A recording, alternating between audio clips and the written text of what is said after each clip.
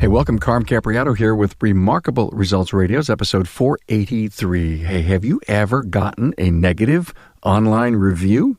Well, you're at the right place at the right time. This is a wide open discussion on review management from Kim Walker and Mitch Meier. You'll be glad you listened all the way through. When you get that notification about that negative review and you're the shop owner, the very first thing that's going to happen is your blood pressure is going to shoot through the roof, right? You're hurt, you're upset, you're mad, you're frustrated. All the negative emotions flow right straight out to the end of your fingertips.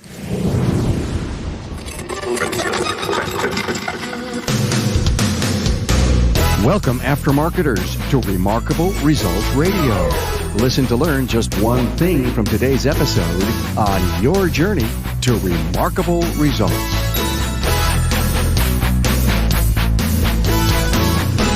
Hi, friends. Carm Capriato here, the Automotive Aftermarket Podcast guy, proud to partner with Napa Auto Care and the 2020 Napa Expo that's coming to Las Vegas April 6th through 9th. 2020. I hope you got your ticket. Join members of the Napa family and find out the latest news and most up-to-date industry information. I'll see you in Las Vegas for sure. I'll be there, and so many Napa shop owners say this is an event you don't want to miss. Contact your Napa store to learn more. Hey, have I thanked you lately for listening? Well, thank you. Hey, I know how much you rely on the podcast to keep you updated with the talk on the street, as well as trends, insights, and ideas that help support you and your business. Now, when you listen and subscribe to the podcast, it definitely fuels my passion to search for great stories, intriguing guests, and discover the buzz on the street. Every episode has the ingredients to help you along the way. You know how much I love my coffee. I never go into the studio without it, and I recently opened a Buy Me a Coffee link at remarkableresults.biz/coffee.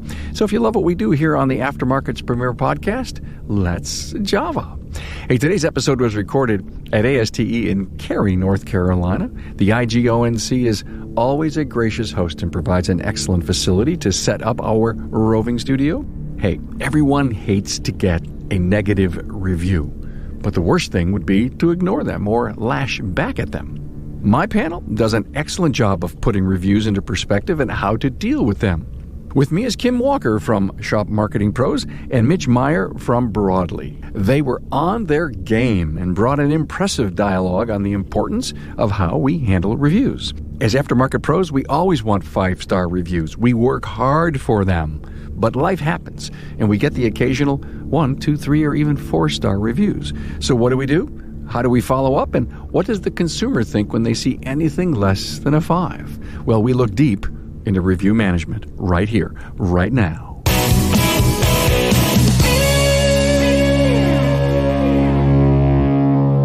Hey, a warm welcome to Kim Walker, ladies. First, co-founder, Shop Special. Marketing Pros. Thank you. Nice to have you here, Kim. Thanks. And Mitch Meier, sales manager, marketing consultant from Broadly. Thank you. It's good to How be you here. doing, Mitch? I'm doing great. Your first podcast, huh? It is. All right, we'll be easy on you. Please do. Off record, Kim and I were just talking, and what are the stresses? What do you hear? And she goes, people don't even want to encourage, getting reviews because they're afraid of getting a negative one, and they don't know how to handle it. And by the way, we've done podcasts on how to manage a negative online review. The good old 24-hour, Right. There's a lot of rules to manage. But what do you tell your clients?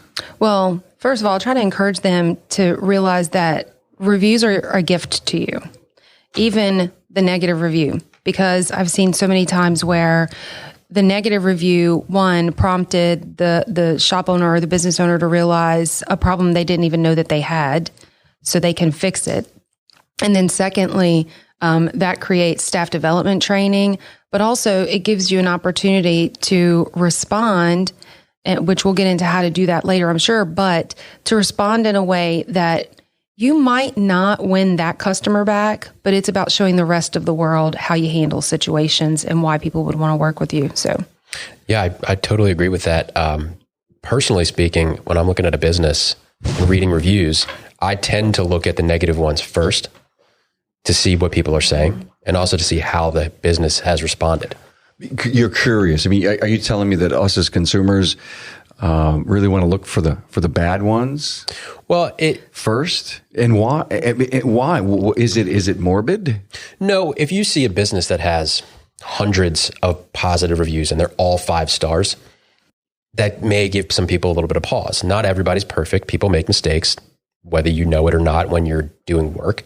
So you're looking for the human factor. Absolutely. An occasional 3 or 4, huh? Yeah, I was just looking at reviews for a neurosurgeon for my brother, and literally this week. And that's exactly what I found, right? And you have to take a step back and look at the whole picture, right? It's easy to click on the negative reviews, read them, and get sucked into the negative reviews and be like, oh my gosh, they're terrible. I'm not going there. But if you're smart and you step back and you look at the whole picture and you realize, wait a minute, we're talking about 3 out of 400. This is not going to be, that's not how I'm going to make my decision. And then also some of the negative reviews, you read them and you realize this person's kind of crazy. I would never count whether I'm going to go to this business based on that crazy person's comment. Right. And you usually can tell a crazy person? If they say some crazy stuff, all right. It's pretty obvious. People that are crazy wear their crazy really well. You know what I mean? Okay, but so the consumer is going to see through that and say, all right, so they went out and had an oil change done because they had crazy negative. They just wanted to do this. Well, some people they're just negative. Yeah, that's what I mean. I'm an innately positive person. I try to find the positive, and always. I try to cover up the negative and just kind of, not let that fly so much. But we're human; it happens. But when you're looking at reviews, a lot of times what I see, and this is what I saw with this neurosurgeon, one of the negative reviews, his community of followers, of patients, came to his rescue, if you will, by commenting on this other person's negative review, really calling her out, saying that this is a bogus review, this is not true. It's cool to see that when it happens. Do we see that in our industry? Yeah, definitely. We see people calling out someone who gave a negative review. When you have, depending on your business and how you run your business, which we all should be running our business. Carm, you and I have talked about the book Raving Fans before. I think it's Marcus Buckingham. I can't remember. No, Raving Fans, I think is Blanchard, isn't it? It is Ken Blanchard. Yeah. So if you have raving fans, I think of the businesses that I'm a raving fan of, and if someone wrote a negative comment about them and I know what an impact a negative comment can have on someone, I'm absolutely going to go and comment on that post, taking up for this company that I love.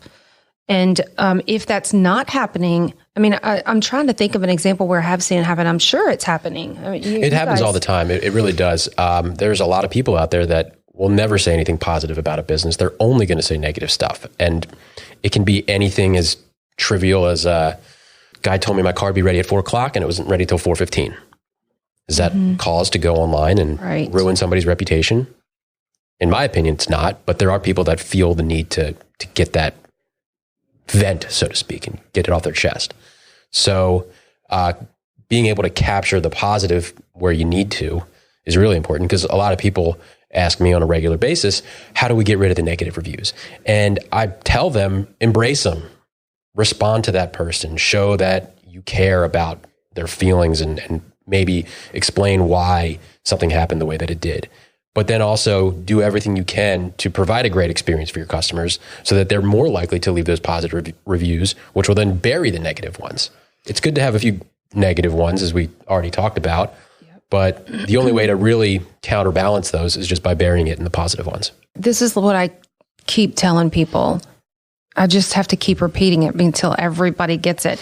When you get that notification about that negative review and you're the shop owner, the very first thing that's going to happen is your blood pressure is going to shoot through the roof, right? You're hurt, you're upset, you're mad, you're frustrated. All the negative emotions flow right straight out to the end of your fingertips. So what I'm telling them is stop, pause, take a step back, catch your breath, and then maybe try to get the whole story. Talk to your service advisor and find out, hey, do you remember this customer? What happened? Talk to the customer. The technician.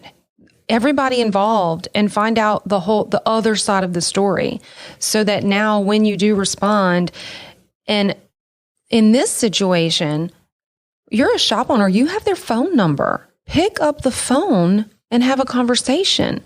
You want to respond, You want to respond in text so that the world sees that you're responding. But the text, the reply to the negative review comes after the phone call? Mm-hmm. Okay. Mm-hmm. There's no 24-hour rule here, is there? And here's why. If I see a negative review and it's not, and I'm a consumer and I'm looking and I see that there is a reply from an owner, if it was right away, does it have a more impact than if it was a day later? I mean, my rule of thumb, if you will, is when you've cooled off and you've gotten the whole story, right.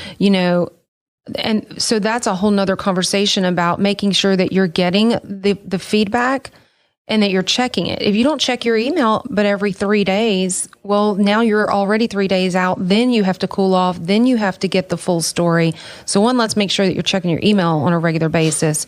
But I don't have a rule for, 24 hours or whatever it might be. My rule is get the whole story, calm down, and let's approach it in a realistic, respectful way. Yeah, it's very easy just to see something negative and attack.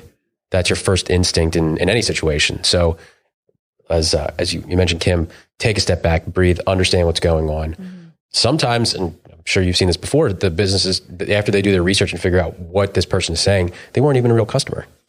Maybe they've come in and said, hey, I want to get this done. And the shop said, oh, it's going to be $500. And then they went to another shop for a second opinion. And the other shop said, oh, we can do it for $300. So they went on and wrote a negative review because this business was going to charge them $200 more than the other shop. And that's just full transparency. That's where I'm literally writing, hey, Miss Smith, we checked our records. I mean, just really being honest with the world that we don't have a record of ever having done any work for you. Maybe you're looking for someone else or, just being honest about it. And not thinking that you have to respond in a certain way. People want transparency. They want authenticity. They want to know that you are genuine and that you care. And look, if you made the mistake and you've checked with your service advisor and your technicians and you're like, man, we really screwed up here. We made a mistake. There's a way to respond still yet, not defensively, but with heart and letting that person know, we're really sorry about this. Please check your private message. We're going to reach out to you. And you want to try to take that offline. Mm-hmm. Take it to a phone call, take it to a private message, somehow, get to that one-on-one with them so you can fix it. Do either of your companies support or offer services to coach a shop owner through a negative review? We will do that. You will? Okay. Mm-hmm, yeah. We manage social media for people, and part of that includes, if you have a Facebook page, reviews are built in there. Yeah. But I know that what you guys are doing at Mitch at Broadly is something different. So I don't know what y'all do as far as coaching them, but exactly. So the first thing is people are not typically asking for that feedback, and we kind of touched on that earlier because it's scary. We don't want to hear all the negative feedback, but if you don't ask, you're not going to hear the negative or the positive. And if you're running a good, successful, honest business, regardless if it's an auto shop or whatever business it is, most of your customers are going to be happy. Yeah. And they're going to give you the good feedback that you're looking for. And you're going to have a bad day every once in a while. Of course. They're human. Yeah, we're human. Yeah. I guess if you look at a comeback rate inside of a shop, it's no different than, say, having a negative online review. Sure. Things happen. Absolutely. And that's what I tell people is there's no delete button in real life. When somebody's unhappy and they call you on the phone or they walk in the shop, you have to deal with it. So why should you not have to deal with it online? Yeah. And that's where everybody's looking anyway. Hi, Carm here, and I want to talk to you about the Napa Auto Care Center program for health insurance. We've all heard the reports about the rising cost of health insurance, but you'll be happy to know I'm here with really good news. The Napa Insurance Center is now offering the Napa National Health Program, and it's saving Napa Auto Care Centers and their employees money, lots of money. In fact, in the first 90 days following the launch of the program, Napa stores and auto care centers and their employees saved over $2.7 million. That's all thanks to the Napa Insurance Center's partnership with United Healthcare. It gives auto care centers access to the national large group rates on medical insurance with premiums discounted up to 30%. Now, these rates are based on the collective purchasing potential of 22,500 Napa locations, including both Napa Auto Parts stores and Napa Auto Care Centers. And listen to this. The news just keeps getting better. You can choose from 4 excellent United Healthcare medical plans with varying levels of coverage and deductibles to meet a range of needs. All plans are PPOs, preferred provider organizations, with comprehensive coverage. Because of the Napa Insurance Center's partnership with Aflac, you can have access to supplemental insurance benefits, including disability, accident, hospital, and more, all at a Napa-only discount, up to 35%. The Napa Benefits Center can help you with other group benefits too, including group life insurance, retirement, HSAs, and more. Napa's National Health Benefit Program is just one of the many reasons to become part of the Napa Auto Care family, the largest network of independent automotive repair shops in the country. Talk to your servicing Napa store. For more detailed information about the Napa National Health Program, visit the Napa Benefits Center at www.napabenefitscenter.com or call the Napa Benefits Center at 844-627-2123. Are there any studies that have looked at the consumer's negative review and the satisfaction level that they would have based on time of reply and sincerity of reply? Is there anything out there that could point exactly to how to manage it? Yeah, I mean, that's a great question, and I'm going to look that up. I mean, we look at that stuff all the time, and we blog, and usually in our blogs, we're linking to research like that, but I haven't looked that specific question up. Do y'all? I don't have any specific numbers to that particular question, but we know that the first thing that anybody does when they're looking for a business or a service, any question that they have, what do they say? Let's Google it. Google is now an adjective. It's not a business. It's an action. Let's Google. It doesn't matter what it is. Yeah. And the first thing that you see when you type in auto repair in wherever you're looking is a list of a few businesses and their star rating and their reviews. Yeah. They're right in front of your face. And one thing we do know for certain is that you want to capture that review as quickly as you can from the time of service. You know, if I don't send you the email, if I don't enter the email into Broadly soon enough, and I do it once a month, and so you get an email asking about my service, especially because in that case, you're just going to get something neutral or they're not going to respond at all. When you send that request quickly, that's when you're going to get the valuable feedback, the raving fan. You know, distance is not good. You know, distance from the service is not going to be your friend because emotions fade. And reviews are based on emotions. Wouldn't you agree? Absolutely. The best response rate that we see with our platform is immediately after the service, the people in the shop are prompting them, hey, we're going to be following up with you. We'd love to hear your feedback. Just setting the table. And, you know, obviously they're trying to provide a great experience. With our platform, as soon as that person walks out the door, it can be less than 10 minutes. They're going to get a text message or an email that's asking them if they enjoyed their service or not. Do our service advisors and owners of our shops just know that a 5-star is leaving or a 3-star is leaving? I think they're more inclined to know if a negative review is leaving. And will they then offer them for the review if they realize that they weren't happy at the end of the transaction? Probably not. They can and they should, in my opinion, because if you know that somebody's not happy, maybe you don't know exactly why. Maybe that person was just having a bad day. And they just came into the shop already in a bad mood. And they were looking for something to, let it out on. You know, it just comes to think about long-term marriages and, the startups and, midlife and then, empty nesting and all that stuff. Good marriages are always give and take, 60-40, I've always said, meet in the middle. And it kind of reminds me of life isn't perfect in a personal relationship, and how could it always be perfect in a business relationship? I was wondering where you were taking that. I was like, how's he going to pull this one together? Did I do good? You did. I'm impressed. Yeah, no, I think that applies across the board. And oh my gosh, we're friends on Facebook. So you probably see my rants, which should probably be a rant that I do, She's feisty. I can tell. So it's the 4-star review that drives me out of my mind. Okay, go at it, girl. So here we go. And I've learned, right, when I did my own little personal Facebook rant about this not long ago, I had people commenting. The 4-star review comes in. I get the report for that for a lot of our customers, and I respond for them. I go back and I'm like, Dear Sally, thank you so much for taking the time to give us this 4-star review. Our goal is to always have a 5-star review. If you have some feedback that would help bring your 4-star experience to a 5-star experience, please let us know. And I give her how people are doing 4-star reviews just because they're like, well, nobody's perfect. Yes. And there are people out there. Perfect. There are people out there that just refuse to give a 5-star, or they'll always give a 9 out of 10. And so for me, is that how you get a 4.9? Because there's a few 4s in there? Oh, yeah. Okay. Yes. Yeah. And who wants a 4.9? I'm like, first of all, it's not going to deter someone from being your customer, right? But you were just asking about the customer walks out the door. Does the service advisor know that that's going to be a whatever number star? In their mind, they're thinking, I checked off all the check boxes. Like, I gave great service. We did this, we did that, communicated well. We had happy conversations. We talked about their kit, like the whole 9. We fixed their car. It was fast. It was a reasonable, like all the things, all the things. And they get a 4-star and he looks at it and he's like, what did I do wrong?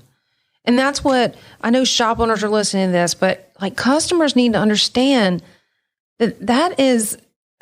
that's not, we don't want a 4-star. Yeah, but people are built different. Yeah. They are built different. Absolutely. And they're driving me crazy. And their own life's experiences show up in the reviews that they make of their experiences. We all bring our baggage. Yeah, and if life's been rough for them and woe is me to them, then you're not getting a good day from me. You're not getting 5. Well, taking that though and bringing it internally into the shop makes you realize, okay, I have to go over and above. How can I turn them into a raving fan? So when they walk out the door, they're so in love. The only option is a 5. You can't make everybody happy. Everybody happy. The proof of the pudding is that you did an excellent job, but nobody's perfect. But you can try. You can try. Yeah, I get that you can try, but you're still going to get a 4 if you tried hard. Is the reality that you need to accept a bunch of 4s?